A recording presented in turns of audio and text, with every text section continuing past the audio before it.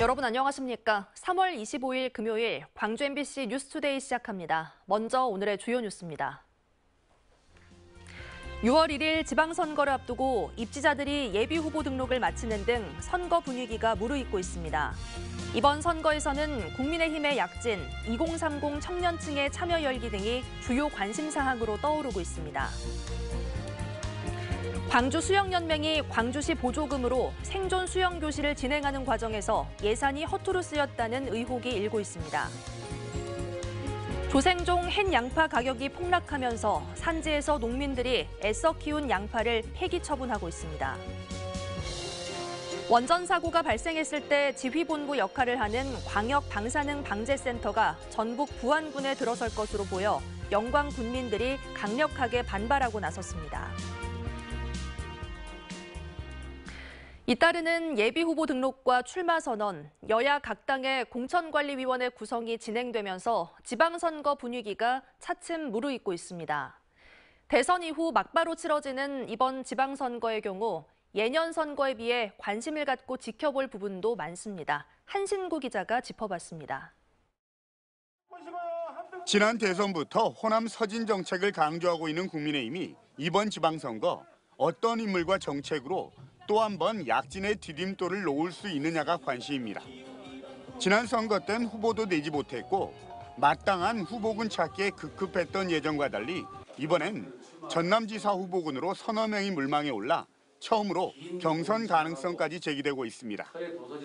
광주시장과 광역기초의원 선거 역시 당선 가능성 여부를 떠나 젊고 참신한 인재 발굴에 주력한다는 방침인데 이준석 대표가 대선 이후 감사 인사 차원에서 광주를 거듭 찾은 것도 이런 맥락으로 풀이됩니다. 지방선거에도 정말 광주의 젊은 세대가 열심히 활동해서 꼭 이번에 보내주신 아주 큰 성원 보답할 수 있도록 하겠습니다. 지난 대선부터 불붙기 시작한 2030을 비롯한 청년층의 참여 열기가 지방선거에서도 이어질 수 있느냐도 관심입니다. 대선과는 선거 지형이나 구도가 다르지만 세대별, 성별 지향점이 뚜렷이 나뉘고 있고 지역 이슈에 대해서도 자신의 목소리를 당당하게 내는 젊은 층이 많아지고 있기 때문입니다. 과연 어느 정당이 그들에게 더 유리한 정책과 내용을 가지고 다가오느냐, 다양하게 정당을 선택할 수 있는 자유로움이 보이지 않을까 생각도 듭니다. 지난 대선 광주에서도 나타나기 시작한 경제 격차에 따른 투표 성향이 재현될 것인가도 관심으로 꼽힙니다. 광주의 강남으로 불리는 봉선동과 학동 등 재개발 지역이 몰려있는 지역에서 윤석열 당선인이 광주 평균을 2배 이상 웃도는 표를 얻었는데 새 정부 정책 기조가 시장 중심의 경제를 강조하고 있어 이런 성향이 또 나타날지 주목되고 있습니다. 여기에다 여성 청년의 광역 기초의원 공천 비율을 30% 이상으로 한다는 목표를 제시한 민주당이 얼마나 혁신적인 공천과 새로운 인물을 내놓느냐도 관심사의 하나입니다. MBC 뉴스 한신구입니다. 6일 지방선거에서 기초의원 중대선거구제 도입도 주요 관심사 가운데 하나입니다. 여야가 여전히 합의에 이르지 못한 가운데 소수 정당들은 조속한 개혁을 촉구하고 나섰습니다. 보도에 김진선 기자입니다. 선거구 획정은 지방선거 180일 전인 지난해 12월 마무리됐어야 했습니다.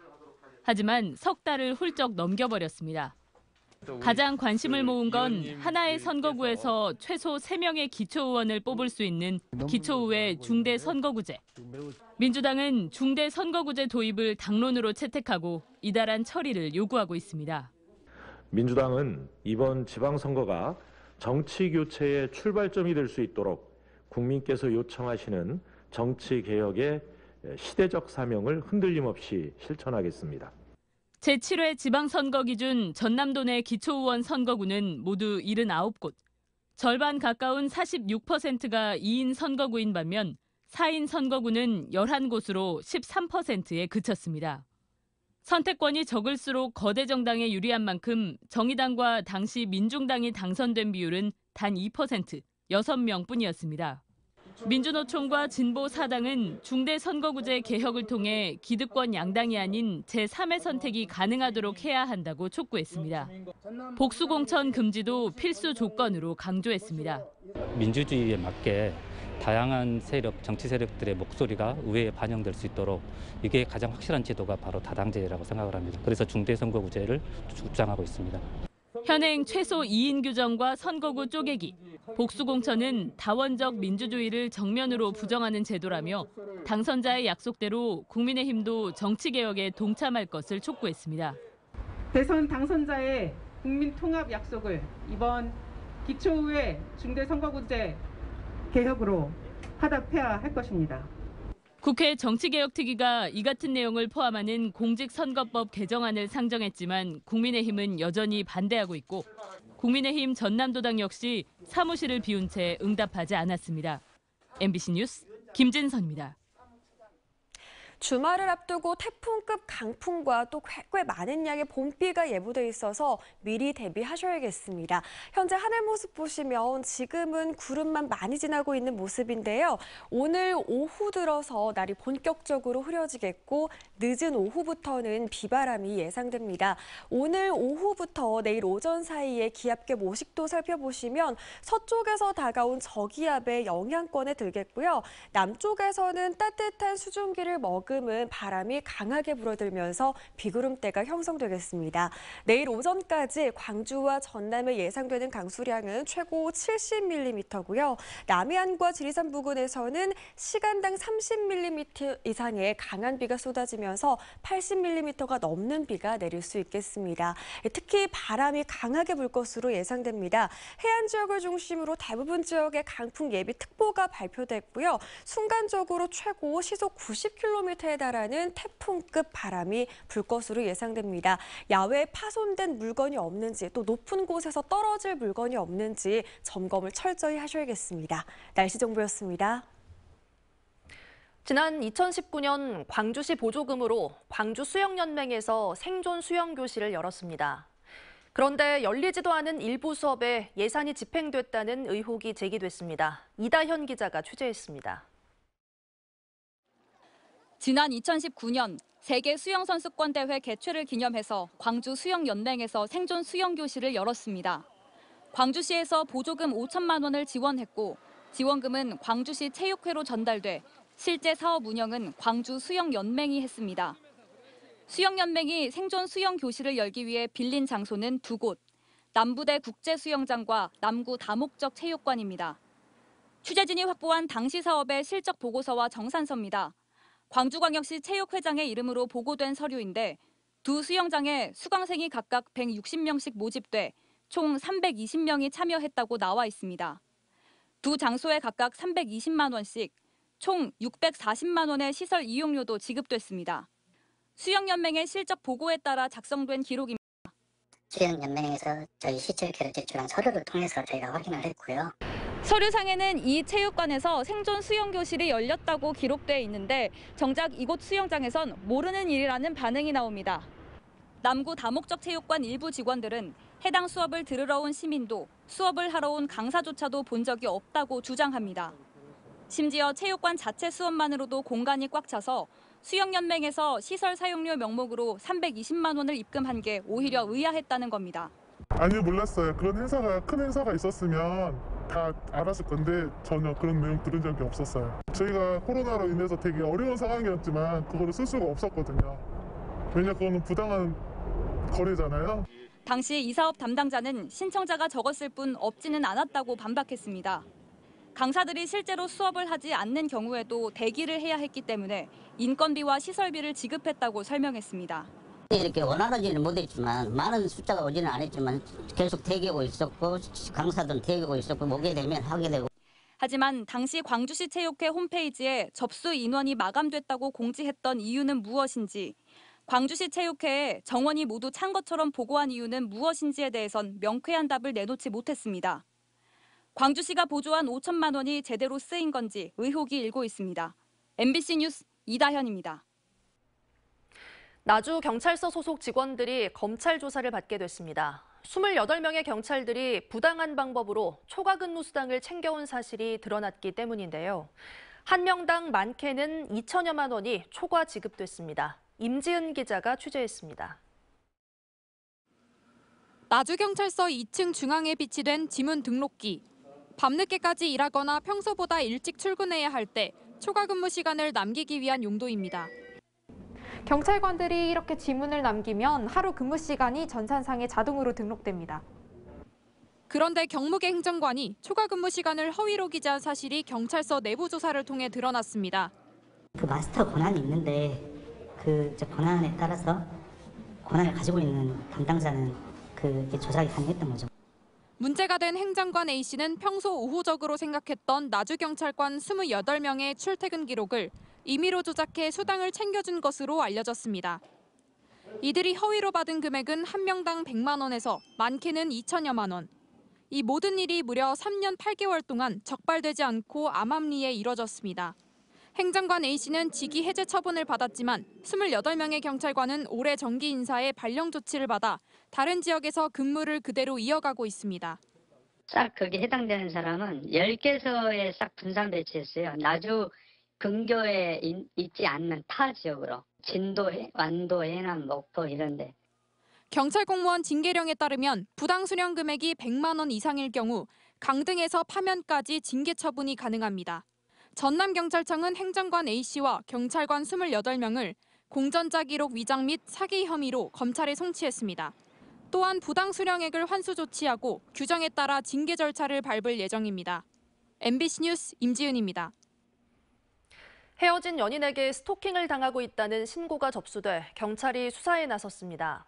광주 광산경찰서에 따르면 지난 23일 10시 반쯤 헤어진 연인이 계좌에 1원씩 입금하며 다시 만나달라는 취지의 문구를 수차례 남기는 등 스토킹을 하고 있다는 20대 여성 A씨의 신고가 들어왔습니다. 경찰은 통장 입금 내역과 피해자 진술 등을 토대로 정확한 사건 경위를 파악할 예정입니다. 전남경찰청이 농어촌 마을의 범죄 예방을 위해 방범용 CCTV 설치를 확대하고 있습니다. 한편 경찰서는 안전한 전남 만들기 사업 설명회를 갖고 농산물 절도와 강력 사건 예방, 실종된 치매 노인의 발견 등에 도움이 되도록 방범용 CCTV 확충 사업을 추진하기로 했습니다. 이에 앞서 무안경찰서도 마을 방범용 CCTV는 대당 100만 원 안팎의 비용으로 고화질의 영상을 확보할 수 있다며 마을 주민들의 협조를 요청했습니다. 붕괴 사고로 6명이 숨지고 1명이 다친 광주 화정 아이파크 아파트 공사 현장에 감리자 1명이 구속됐습니다. 광주지법은 어제 업무상 과실치사상 등의 혐의를 받는 감리자 3명 가운데 붕괴한 201동의 상주 감리자인 A씨에 대해 설계 변경이나 공정관리에 직접적인 책임이 있다고 보고 구속영장을 발부했습니다. 다른 현장 감리자 2명에 대해서는 주거가 일정하고 도주나 증거인멸의 우려가 없다는 이유로 구속영장을 기각했습니다.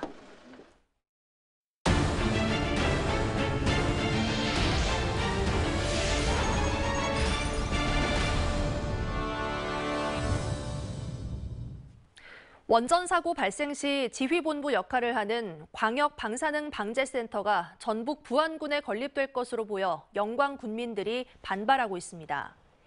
영광군 등에 따르면 한국원자력안전기술원은 최근 광역방재센터 우선협상 대상지로 부안군을 선정했습니다.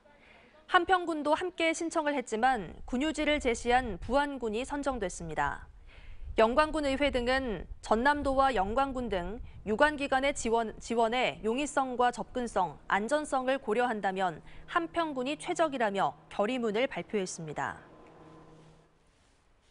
양파 가격이 폭락하면서 수확을 앞둔 조생종 햇양파들이 출하되지 못하고 있습니다. 생산 원가라도 건지려는 농민들은 애써 기른 양파들을 울며 겨자 먹기로 폐기하고 있습니다. 강서영 기자의 보도입니다. 수확을 앞둔 조생종 양파가 트랙터 바퀴에 힘없이 갈려나갑니다.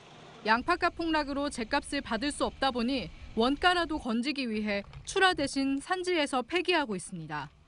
겨우내 기른 양파를 직접 갈아엎는 농민의 마음은 착잡합니다. 자식들 기르는 것보다 더 소중하게 이렇게 길렀습니다만은 출하를 해도 도저히 출하비가 안 나오고 그래서 마음이 정말로 아픕니다. 최근 저장 양파 도매가는 지난해보다 약 70% 줄어든 킬로그램당 300에서 400원 선. 코로나19로 외식과 학교 급식 일수가 줄면서 지난해 수확된 양파가 재고로 남아 가격이 폭락했습니다. 지금 공판장에 나가가 보면 저장 양파가 곳곳이 많이 적재되어 있습니다. 그 양파들 그대로 있으니까 저장 양파들은 가격도 없고 또 양도 많이 소비가 안 되고 출하할 수가 없습니다. 여기서. 산지 폐기도 폐기지만 농가의 산지 폐기 요청이 할당된 면적보다 더 많다 보니 남은 양파밭은 폐기조차 못하고 있는 상황입니다.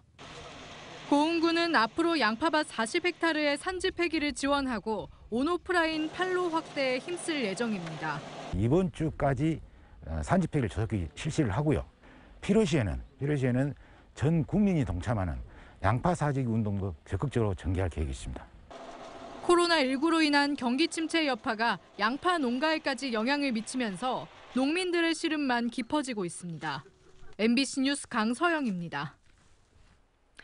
무안국제공항에서 국제노선 여객기가 끊긴 지 이달로 만 2년인데요. 코로나 방역 기준이 완화되면서 무안공항도 국제선 재취항에 속도를 내고 있습니다. 보도에 문현철 기자입니다. 무안국제공항 여객터미널이 텅 비었습니다. 국제선 접수 데스크는 개점 휴업 상태이고 국내선만 일주일에 서너 차례 열리고 있습니다. 지난 2020년 3월 이후 모든 국제선이 끊겼고 김포와 제주 국내선만 운항하고 있습니다. 2년 동안 꽉 막혔던 무안공항 국제 노선이 조만간 다시 열릴 것으로 보입니다. 방역당국이 백신 접종을 마친 해외 입국자들의 자가격리를 면제하기로 하면서 항공사들이 발빠르게 움직이고 있습니다. 한 저비용 항공사는 무안공항에서 사이판행 전세기 취항을 준비하고 있습니다. 당초 다음 달부터 재개할 예정이었으나 세관과 출입국 검사, 방역, 이른바 CIQ 준비가 안 돼 한 달 늦춘 5월에 인가할 방침인 것으로 알려졌습니다. 무안공항은 2년간 CIQ 인력이 없었지 않습니까? 그래서 그 인력들이 이제 새로, 특히 이제 검역 인력들이 새로 배치가 들어와야 되기 때문에 그걸 준비해가지고 5월 달부터 열어준다. 그렇게 결정이 된 걸로 알고 있습니다. 사이판을 시작으로 다른 국내외 항공사도 지난 연말부터 준비해온 베트남과 태국 등 동남아의 전세기 취항을 타진하고 있습니다. 그런데 지난 연말 오미크론 변이처럼 국제선 재취항에 예측할 수 없는 변수도 도사리고 있습니다. 최근 갑자기 방역 강화 국가로 지정된 베트남은 입국대 자가격리 7일을 해야 하고 탑승률도 제한받는 등 사실상 베트남 여행 상품 판매가 불가능해졌습니다. 국내외 코로나 상황에 따라 출국은 물론 해외 입국자 자가격리 면제 조치도 바뀔 수 있습니다. 팬데믹 이전 8개국 15개 국제 노선을 띄웠던 무안국제공항. 지난 2년의 긴 암흑기를 벗어나 5월 사이판행 여객기를 띄울 수 있을지 관심이 모아지고 있습니다. MBC 뉴스 문현철입니다. 김보현 국가균형발전위원회 전 대변인이 광주 서구청장 출마를 선언했습니다. 김 전 대변인은 주민이 참여할 수 있는 환경과 주민이 참여하는 정책을 만들어 주민과 함께 실천하는 주민 중심의 서구자치를 이루겠다고 밝혔습니다. 신도심과 구도심의 균형. 전남도의회 김한종 의장이 지방선거에서 장성군수 출마를 공식 선언했습니다. 김한종 의장은 장성군민이 주민인 시대를 열겠다며 목소리가 큰 일부 특권층이 주축이 되는 패거리 자치를 과감하게 떨쳐내고 평범한 다수의 편에 서서 군정을 추진하겠다고 밝혔습니다. 화순군이 모든 군민들에게 3차 재난지원금 20만 원씩을 지급합니다. 화순군은 코로나19 장기화로 계층과 분야를 가리지 않고 고통이 커지고 있다며 군민 생활 안정과 경제 활성화를 위해 모든 군민에게 재난지원금 20만 원씩을 지급한다고 밝혔습니다. 지급 대상자는 결혼 이민자를 포함해 6만 3천여 명이고 지원 규모는 127억 원으로 취약계층부터 신속하게 지급할 방침입니다. 광주 북구가 한국공공자치연구원이 주관한 한국지방자치 경영대상 평가에서 일자리 창출 대상을 수상했습니다. 북구는 사회적 기업을 육성하고 노인 일자리를 창출하는 등 일자리 창출 선도 도시로 자리매김했다는 평가를 받았습니다. 광주는 낮보다는 밤 시간대 상대적으로 더 시끄러운 것으로 조사됐습니다. 통계청이 밝힌 한국의 사회 지표에 따르면 2020년 광주의 도로변 주거 지역의 낮 시간대 소음도는 63데시벨로 기준치인 65데시벨에 못 미쳤습니다. 반면 밤 시간 소음도는 58데시벨로 기준치인 55데시벨을 3데시벨 정도 웃돌았습니다. 전국 대도시는 대부분 낮보다 밤에 소음도가 기준치보다 높았고 주요 도시 가운데 낮과 밤 모두 기준치를 밑돈 곳은 대전이 유일했습니다. 주말을 앞두고 태풍급 강풍과 꽤 많은 양의 봄비가 예보돼 있어서 미리 대비하셔야겠습니다. 현재 하늘 모습 보시면 지금은 구름만 많이 지나고 있는 모습인데요. 오늘 오후 들어서 날이 점차 더 흐려지겠고요. 늦은 오후부터 비바람이 예상됩니다. 오늘 오후부터 내일 오전 사이 기압계 모식도 살펴보시면 서쪽에서 다가오는 저기압의 영향권에 들겠고요. 남쪽에서는 다량의 수증기를 포함한 남풍이 강하게 불어들면서 비구름대가 형성되겠습니다. 우리 지역에 예상되는 강수량은 내일 오전까지 광주와 전남에 최고 70mm고요.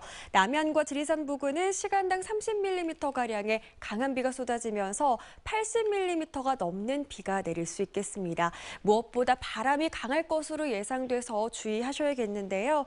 해안 지역을 중심으로 강풍 예비특보 발표된 가운데 순간적으로 최고 시속 90km에 달하는 매우 강한 바람이 불 수 있겠습니다. 야외에 파손될 물건이 없는지 점검 철저히 하셔야겠습니다. 광주의 오늘 아침 기온 10도 안팎으로 어제보다 4도가량 높은 기온 보이고 있고요. 한낮 기온 17도에서 18도 안팎으로 어제보다 1, 2도가량 높은 기온 예상됩니다. 날은 흐리지만 포근하겠습니다. 해남의 낮 기온 16도 예상되고요. 강진과 완도의 낮 기온 17도 예상됩니다. 구례에서는 한낮 기온 19도 안팎까지 오르겠습니다. 전해상의 풍랑주의보도 발효 중인 가운데 바다의 물결 최고 2.5m로 거세게 일겠습니다. 토요일 비가 지나고 일요일은 구름만 많은 날씨가 예상되는데요. 대신 한낮 기온은 13도 안팎으로 전날보다 6도가량 내림세를 보일 전망입니다. 날씨 정보였습니다. 이상으로 뉴스 마칩니다. 시청해주신 여러분 고맙습니다.